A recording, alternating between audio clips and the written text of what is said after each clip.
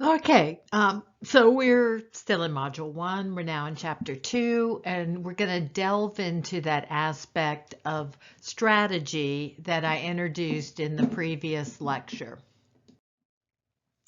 As always, we have learning objectives, so you can look through these to understand what it is that we're trying to accomplish in this lecture.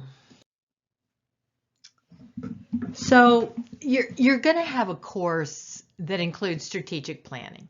But in general, strategic planning is a process that describes the direction an organization will pursue within its chosen environment and guides the allocation of resources and efforts. So all of our organizations probably have strategic plans. You may or may not be aware of the strategic plan, but they have one. And as part of it, what we do is we define the mission. What is the mission of the organization? All of your organizations have mission statements. We'll take a look at one in a minute. But also part of planning, we need to understand what is going on outside of our organization. So are there threats out there? Are there opportunities? But in addition, we also need to look internally. And so what are our strengths and what are our weaknesses? Once again, I would also suggest that as you're going through your career thinking and development, you should do the same thing about yourself. Where are you trying to go? What is your mission? What do you want? But what's out there that's going to influence that? And what is going on within you? And this will help you at this point in your educational process of what are your strengths and weaknesses. And so are there things you can build on? Are there things you need to shore up? All right, so then given what we see there, we're going to establish what our priorities are based on our organizational objectives. And once again, I'm just going to say this is something you should be doing for yourself. To be successful, you need to be focused. And every new job, opportunity, assignment, project, you need to be focused. In life, you need to be focused. What is important? What's not important? There's too many distractions out there. You need to think about where do you want to spend your time? All right, so that's part of what we should be doing in setting objectives. So, given all that, what strategies do we pursue? So starting with mission, that's always our step one. So where do we want to go? Pull up your organization's mission statement. Many hospital organization mission statements read very, very similarly. So what is your reason for being? What purpose are you serving? What are your values? Is there some blueprint? What business are we even in? Because that's one of the things in marketing, you need to know what business you're in. So a lot of you, particularly if you've been in operations, I mean, all this has come from above and you're fulfilling what it is you have been directed to do. But what's the bigger picture? For you in your career, this will help you to understand this bigger picture too, and then what your role is in it. So in this, we're going to set some goals. Do we want to grow? Do we want to be more profitable? Do we want to be stable? Do we just want to make it through the next 3 years? And then most organizations also have a guiding philosophy that, some of them, if you're in a for-profit corporation, it's going to be very simple. Maximize shareholder wealth. And so when we wonder why does a pharmaceutical company do what it does to maximize shareholder wealth? Period. All right, but if we're in the not-for-profit sector, then we don't have shareholders. And so we're trying to serve our community. So what does our community need? but also, what's the self-concept? But we also need to know what do our publics think of us as well. We're going to be talking about research a lot. All right, so here's an example. I love Wake Forest Baptist. Had lots of good experiences there with people. Think they're a great organization. Yeah, think they can improve. But this is how their mission statement reads. So for this one, this is a teaching hospital. So they're going to have training leaders in healthcare and biomedical science. That's going to be part of their mission. If you were a community hospital, you may not be doing any training, so that's not going to be part of it. So certainly be the premier health system in our region with specific centers of excellence, recognized as nationally and internationally. That is true of them. And so also they want to generate, interesting, doing a lot of science there, and translating knowledge to prevent, diagnose, and treat disease. So they've got prevention in their mission statement, which is interesting. Okay, so then we've got this list of values. These would be probably very similar to what most hospitals have. And then they've got a promise. We're going to keep you safe. We're going to care for you. We're going to involve you and your family. We're going to respect you and your time. They had some problems with this because they had some issues where patients' pathology reports were mixed up, and they told people who didn't have cancer that they did, and people who did have cancer that they didn't. And so even the best of organizations can have, this all came down to one person created that problem. So we'll kind of bring this up as we go along, because that's part of what you have to do with marketing too. Because if your publics are hearing, we're messing up our reports and we're not reliable. Okay, now you've got a brand problem. Avoid marketing myopia. What we mean by this is, kind of back in the day, some of the CEOs I worked with, very powerful men, very knowledgeable men, very experienced men, but they really tended to think that they knew it all. We could see physicians kind of have this attitude too, and they really don't. One person does not know everything unless they have a whole lot of other people that are providing them a lot of really good information. So what we want to do is perform these tasks to get a view of all these different stakeholders and where they're coming from. So how are we going to do that? Part of how we do this is assess the situation. And so you're going to learn some tools here to do that. SWOT analysis, tried and true, done forever, very common. And we'll take a look at that. We also need to look at, it was mentioned before, the competitive situation, regulatory, economic, social, technology. And so my job is, for much of my career, before I became a teacher person, was a futurist. And so I read a lot, I looked at a lot, I thought a lot, I made a lot of connections, and of looking what's changing. I was always thinking 5 years down the line, what's coming down next, what to inform the operation people and the strategists. What is it we need to be doing today to position for what's going to be happening 5 years from now? So you got to read, you got to know, you got to think, you've got to imagine, you've got to dream. And so we've got to look at what is a very simple one, the aging of the population. That's going to have a big effect on healthcare in many, many ways. Long-term care would just be one. So if you're not keeping track of census data, aging, population, etc., and you're not planning on this, another very simple thing would be childbirth.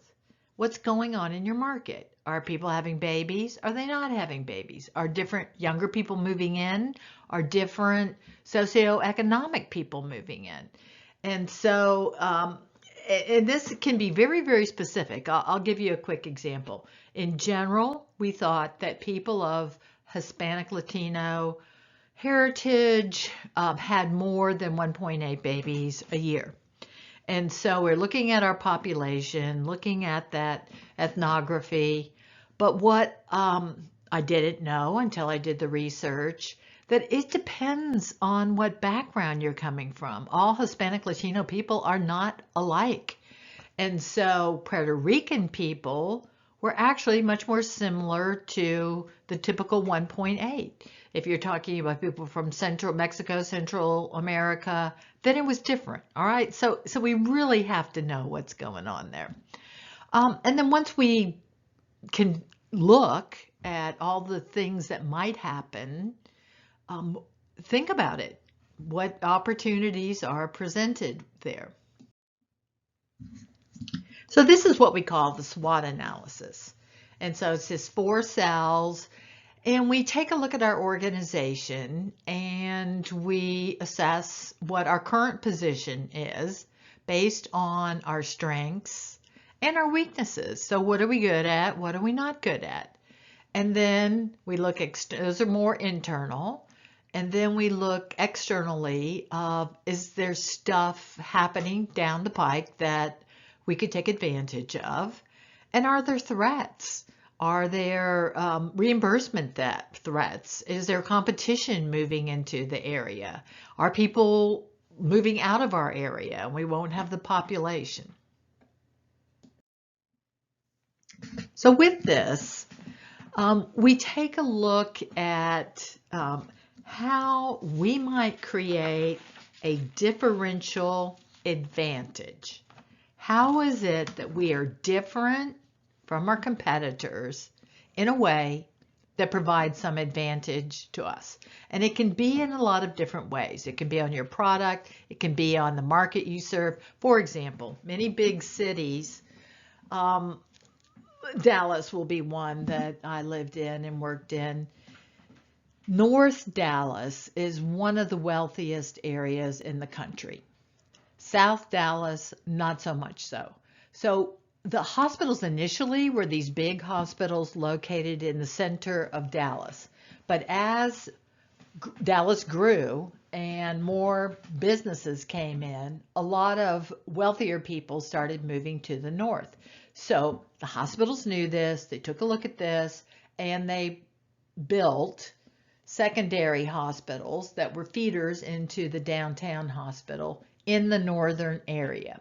Okay, so that's the kind of thing, because healthcare is local in many ways, and the emergency room is a feeder in many ways, and so you're going to have an advantage if your bricks and mortar are located in an area where people have good reimbursement. So, because you know from finance, not every patient is equal from a financial standpoint. Certainly as a worthy human, absolutely, but we've got to make sure that we manage our payer mix. All right, so maybe we have a technological capability. We have a machine, like at Wake Baptist, they have Gamma Knife. I think the next closest Gamma Knife is down in South Carolina or something. So they're going to serve a whole region with that technological capability. They have expertise with all those super duper specialists from Wake Forest. It could be brand too. And so Duke would be a great example of that. Maybe they are better or not as good in certain services, but that Duke brand is strong. But in addition, you need to have that network. Duke is an academic medical center. It's got to be fed from other facilities throughout the state. So it needs to have relationships with other facilities throughout the state. And we looked at that with that horizontal and vertical marketing strategies. And that's where you see the Novants and the Atriums and the Missions and these hospital systems that are forming these Carolinas, forming these relationships with other hospitals to serve as feeder mechanisms. Okay, so there's all different ways that we can have this differential advantage. We might be the only one. Let's look at Watauga Medical up in Boone. It's it. Okay, you're going there. All right, so in addition, when we're doing these kinds of assessments, we also need to look at what's evolving. And so there are disruptive innovations. For example, this stem cell for knee replacements, it's cheaper, it's simpler, fewer side effects, better recovery time. Okay? Right now, Medicare is not paying for it. But that's an example of a disruptive innovation. So if part of what you're planning is this orthopedic product line, is there some new technology or innovation coming down the pike that you need to be aware of? Because if you're thinking you're going to get 10,000 surgeries a year and you get 7, you're going to have a harder time paying for your fixed overhead costs. All right, and so we see something as simple as technology. I'm back in the day where Blockbuster and you rented VHS movies, and that was just a wonderful thing. But then Netflix came along and would send it to you in the mail, and then Redbox is like, hey, drive down to the drugstore and we've got a box right here and it's cheaper and you can have it now, not wait to get it in the mail. And then Netflix went digital. So Netflix changed. Okay, so they kept evolving, if you will. And so now there's so much that's just on demand, but that's an example of how things continue to change. So with this, we look at both these visible and invisible values. And so with that, once again, marketing, it's in the eyes of the consumer, it's perception. It may or may not be reality, but for us in marketing, perception is reality. So we need to know what it is that our consumers, patients, customers, whatever you want to call them, what do they value? So here's just some easy ideas. And once again, on that service part, ample parking, for example. I have to tell you, I mean, there are times where I make choices on where I shop or what I buy based on parking. Okay? And so think of your facility. How easy is that? So given this, then our organization develops a strategy. So it could be we're going to grow, it could be market share, it can be we're going to consolidate facilities. So there are a lot of different strategies possible out there. And so here's just a list of several of them. You know, we are going to penetrate the market that we're in. We're going to increase sales of our present products in the market. We're going to create new markets. We're going to go into new markets. We're going to sell our existing stuff into new markets. We're going to develop new products. And so we will introduce these to our present markets. We're going to diversify, and we're going to have new products and new markets. Okay? So just some basic strategies.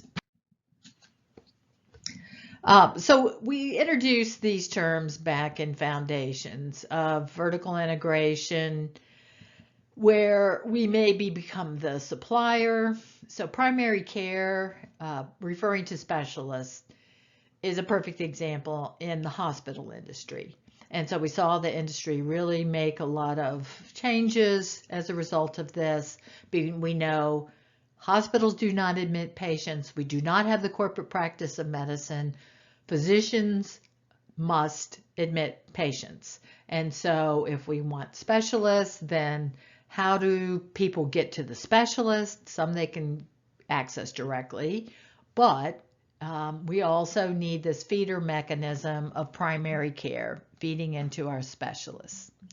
And so that's one aspect of it, but then we could also forward integrate that if we have this, our primary care referred the knee to our orthopedic specialist who did the surgery and is now going to refer to our rehab facility, either inpatient or outpatient.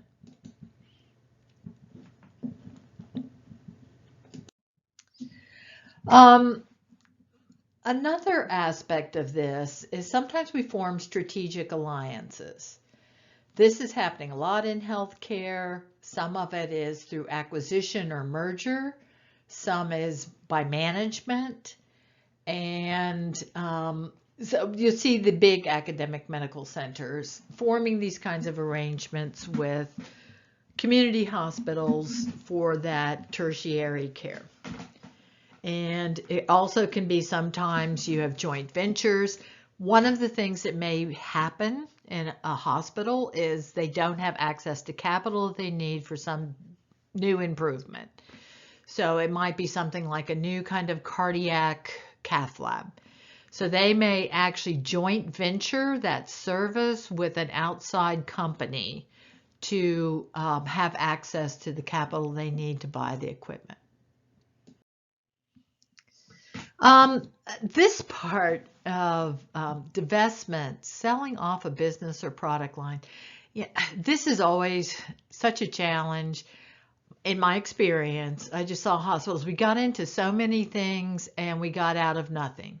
And so that can be a challenge of having hospitals get rid of things that aren't working anymore. And so that can be pruning, getting out of certain markets, closing certain things. So these are also part of strategies. So to kind of select what we might do, we can analyze using this Boston Consulting Group, BCG, Matrix, and look at our different products. And so the ones that we have low market share and low growth potential would be considered dogs. We have others that we have high market share. They're not going to really grow that much, but they're just cash cows. You know, just people are using them, prescribing. It's not going to be a big growth, but they're profitable. The stars are things that are high growth and we have a high market share in. So that's where we're going to invest most of our resources. But then you can also have what we call those problem children. So those are, we've got low market share and it's got high growth potential, but maybe we don't have all the pieces in place to tap into that market. So with this, we are going to want to analyze our competition. And you got to be honest with yourself, okay? Who's out there that's competing with you? And who's out there that could compete with you? And are there threats of new entrants? And suppliers are another part of that. What is our bargaining power for both our suppliers and our customers? So those relationships through purchasing and supply chain are big in this, but also customers. And so our customers being delivered through managed care contracts, big part of marketing for a hospital or a physician. So who's controls and who's directing these customers? So with that,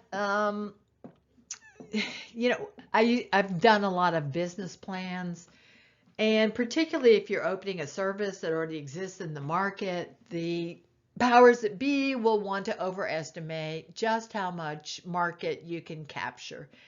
It's not easy to get people to switch from A to B. It is not easy to get a physician to relocate their office, to quit doing their surgeries when they're familiar with all the people at Hospital A and get them to come to your place. So you have to think of what are all the things that make their life easy and wonderful, and how are you doing those things? And we will be looking at some of those strategies as well.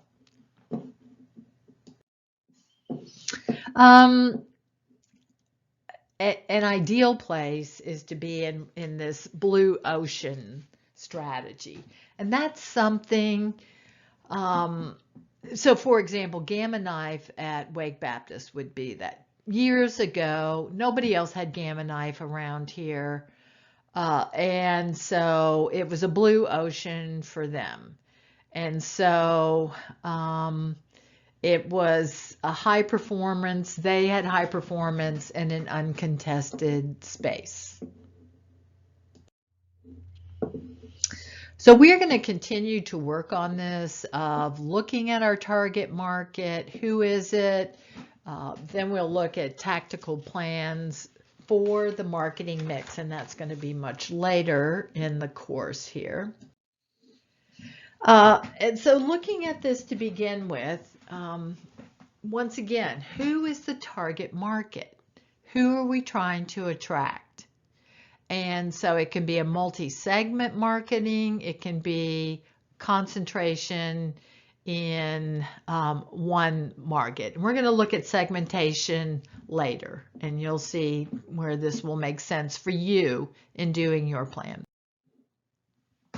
But just to give you some ideas, here's like different strategies that companies you may be familiar with. Hertz has always been the market leader in cars. They are really expensive. So many of us who are just personal travelers don't really rent with Hertz because they're expensive. I will say this, when I had my consulting firm and I was flying all over, I was a Hertz Gold person, and they set it up for business people. I was passing through the cost to my client, so I did not care about cost. What I liked is Hertz was there to greet me when my plane landed, take me to my automobile, which was turned on and running, the air conditioning running, the trunk open for my luggage. When I returned, I handed the key to somebody and was ready to go back to the airport. Okay, so you can see that different Avis tried to tag on Hertz and say, hey, we're like Hertz and we like you even better and try harder. Then Budget came in and said, okay, we're for people that don't have expense accounts or can't write this off or are personal travelers, we're going to provide this service. Not all the bells and whistles, but less expensive. And then, comes along some innovation of let's totally change this game. And you don't need to rent a car. You can pick up your phone and get somebody through Uber or Lyft to come and get you in a matter of minutes. All right, so where are we going to be going? You're starting to formulate what this is all about, what it is we're trying to accomplish. And then you're going to identify things in your organization that you're going to try to apply these things to, and we'll be going through all the analysis, the research, walking through this to eventually come up with some action plan that you will outline. And then lastly, you're going to end up how you're going to evaluate whether it worked. All right, so we will continue on from here.